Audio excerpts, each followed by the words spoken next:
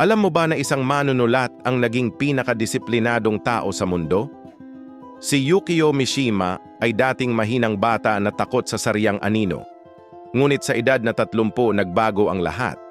Araw-araw, 4 na oras siyang nag-e-ensayo ng martial arts at bodybuilding.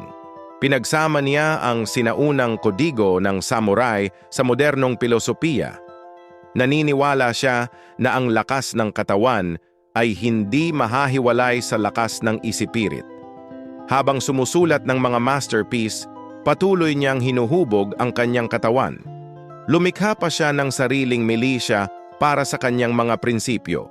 Noong 1970, ipinakita niya ang ultimate commitment sa pamamagitan ng ritual seppuku. Ang kanyang extreme na pamamaraan ay naging inspirasyon sa modernong fitness philosophy. Patunayan niya na ang physical discipline ay lumilikha ng mental resilience. Isang lalaking nagbago mula sa mahina hanggang sa pinakamatatag.